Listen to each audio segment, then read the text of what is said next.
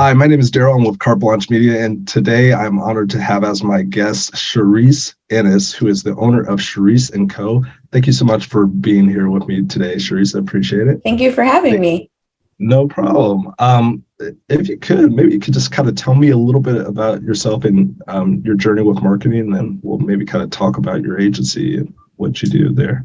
Yeah. Yes, absolutely. So I graduated with a bachelor's in marketing and advertising communication, right as social media was becoming more of a marketing tool. So digital marketing was still kind of new.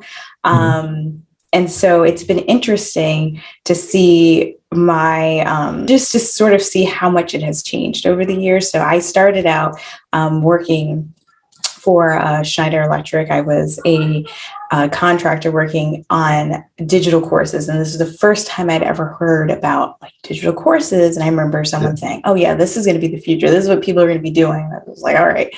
Yeah. And so I was helping with creating the transcripts, making sure that everything was in alignment in terms of the brand, and doing a lot of the sort of behind the scenes sort of technical pieces to sort of support our course creators.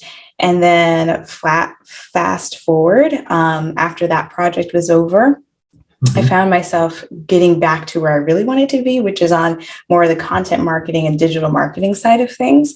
And after a few different jobs and projects, I found myself in a place where I was like, I really want to do this for myself in a way where I get to work directly with clients, where I get to work with small business owners and really help them make a big impact, and work with nonprofits who so desperately need to be able to communicate the work that they're doing in order to get support. And oftentimes the work that they're doing is so important to our communities and to our world at large. So Sharice & Co. was sort of this evolution throughout my career of always knowing that I wanted to be in marketing, and it just kind of in my career just helped lead me to give me all these different sort of unique experiences and perspectives that led me into creating Sharice & Co., which today Sharice & Co., I call it a marketing studio because we aren't a big agency. It's mostly me and then contractors that I bring on board to help out with projects, because I know I'm not an expert in everything. So I always bring in experts, but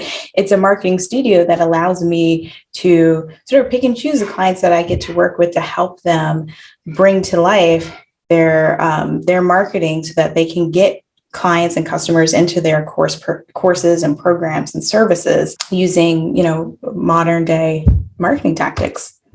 Awesome. So that kind of leads me a little bit. You kind of covered it a little bit, but what does Sharice & Co. focus on? What's your agency's focus at this particular point in time there?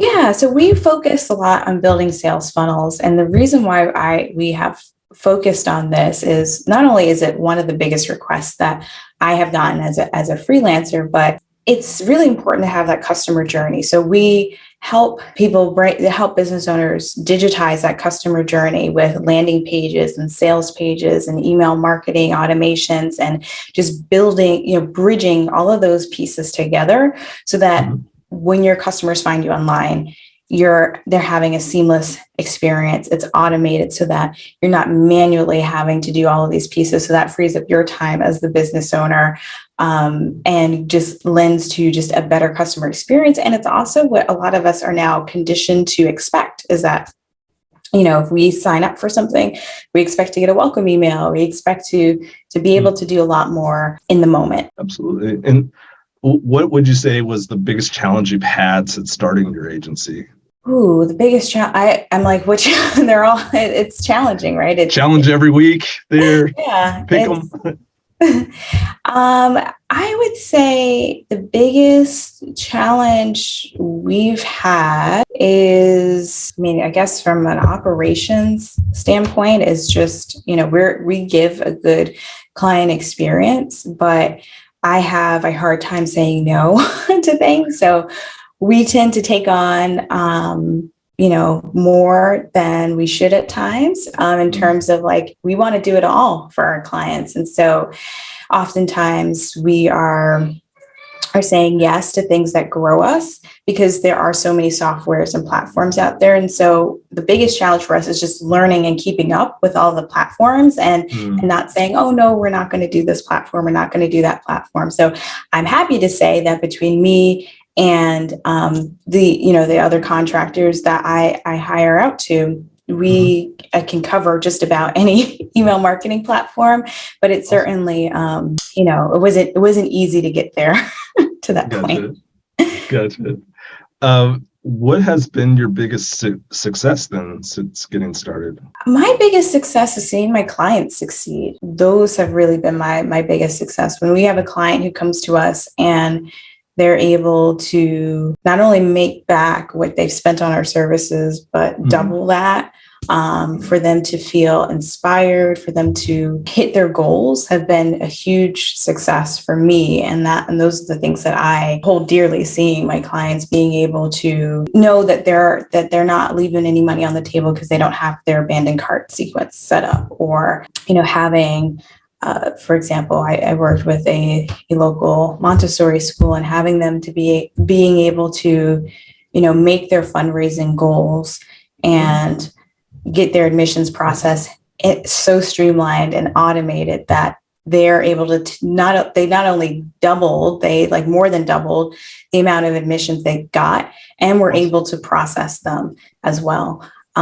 So for me, my biggest successes are the successes really of my clients. And those are the things that I feel most proud about. Awesome. Thank you for sharing that. And what has kind of been your favorite like marketing or web design book? Do you have one there at all? Right now? I don't have a favorite marketing book, but I will say, in terms of like a business book, We Should All Be Millionaires by Rachel Rogers. I really enjoyed that book. That's the most recent. Yes, We Should All Be Millionaires. That was millionaires. Okay, go ahead.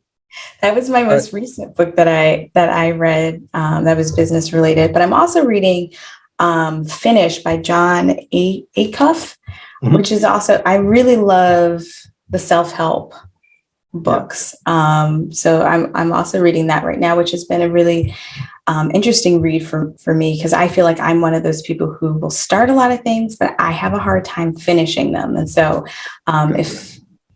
if that's something that you struggle with, or anyone else struggles with, I really highly recommend that book, because he has so many good like everyday examples and like really simple strategies to help like complete those things. So is there like a standout strategy that like you picked up from that book so far? Or it's going to sound really simple, but he says, make your goals fun. A lot of times we make our goals feel like they have to be not fun in order for them to matter. Right. And it's like, that doesn't have to be the case. And I think also you can certainly apply that to even marketing and to business, by shifting the mindset from like, I need to make X dollars, to like, I want to help X number of people, right? It turns it from it being, I think, very sort of rigid, to being feeling sort of more fun. And we want to do fun things. So yeah, I'm certainly going to be using that shift as I think about some of my business goals, but then also like my personal life goals. I like that too. They're like, all of the goals that I have right now are not all exactly fun. So yeah, I hear you. So do you have a favorite podcast at all right now, marketing, business related there? Favorite podcast? I feel like so many of the podcasts that I have been listening to have stopped, or they're on hiatus. Because I was also listening to Rachel Rogers' podcast, which is We Should All Be Millionaires. I was listening to that, but that has been on hiatus for a while. So I actually haven't been listening to as many podcasts, and I've started to get into like the more fun podcasts. Right. If you want to share a fun podcast, you can, but like if it's not inappropriate. I think this. Well, I like a lot of people, I got into the murder mystery genre over the pandemic, and so I've been listening to Killer Queens as one of my podcasts when I'm not listening to something business related. I am certainly looking to fill that void that's been left. But another podcast that I did enjoy that's not, I don't think she's currently doing any episodes right now, is Sharice Hawk. I forget the name of it. I admire her as a business owner and as a marketer, and she has a wonderful full podcast, and she also has like a really informative Instagram page. Sharice Hawk. Okay. Yeah. I'll have to probably put that in show notes. You have to send me I've heard that name. I think I've also heard the Rachel Rogers. Is she the one that is based out of San Francisco Bay Area, or? No, she's I think she's in South Carolina now. Okay. But she was a lawyer, and then she's, turned her business online and has been teaching other people how to, and she really speaks to having a community of inclusivity and helping those who may hold a marginalized identity kind of work through the sort of the mindset things that come up to help us all be millionaires. It's sort of like she's trying to break the glass ceiling for not only women, but for anyone who holds sort of a marginalized identity that has been told that maybe you should not or cannot be a millionaire. So it's something that really resonates with me. I think I know of who you're speaking of there, but yeah, like I was a little bit off on the location there. And what do you have a favorite YouTube or like informative video that you kind of watch on a regular basis? Yeah, I have to say that I am, as you can see, I do have, obviously I know like the big names in marketing, but I find that I feel like the everyday sort of entrepreneur like Ashlyn Carter and Trina Little really resonate with me because they really understand, I think, the whole challenge of being an entrepreneur, business owner.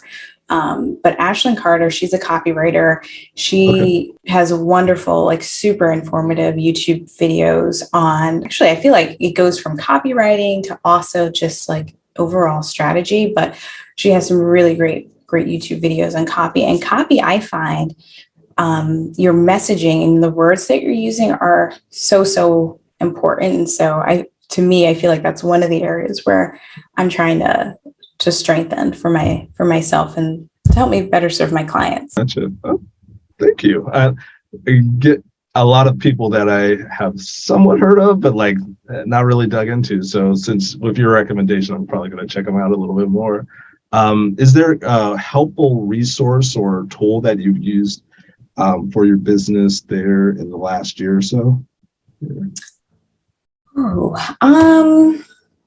I recently discovered Built With, which feels like cheating, to be honest. But it has allowed me, because oftentimes clients will come to me, or potential clients come to me, and they're like, I like this person's website, or I like this, or I like that. Can I do something like this?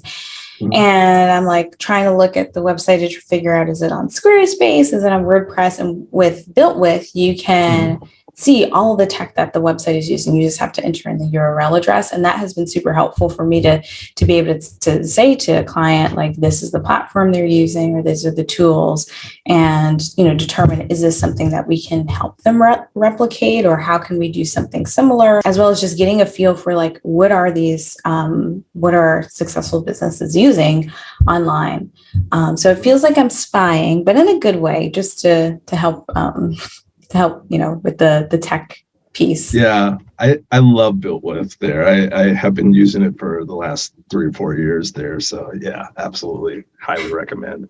And what would you say is kind of the most impactful piece of advice you could give to those who are looking to improve, say, their sales funnels or their website and whatnot? Is there any like one bit of advice you can give?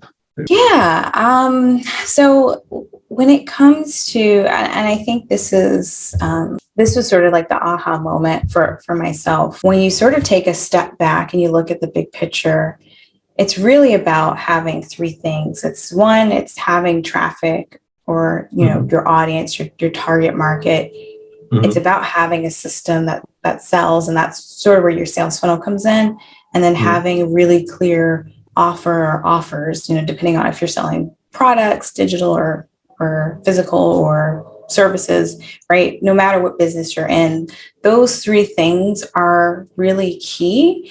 And oftentimes when people come to me and their funnel is not working, it's usually because one of those pieces, or even sometimes two of those pieces, can be out of sync. And so you just want to make sure that you're getting enough traffic and it's enough of the right people, that you have a clear pathway for those people to travel, and that the offers line up with those people and sort of the sales method that you're using.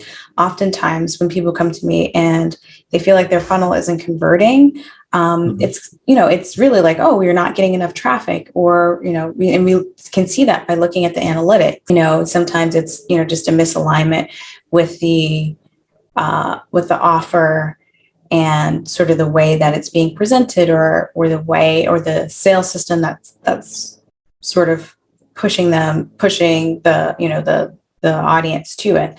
But I feel like more often than not, traffic seems to be the biggest challenge for people, myself included. I could have included that as one of the challenges.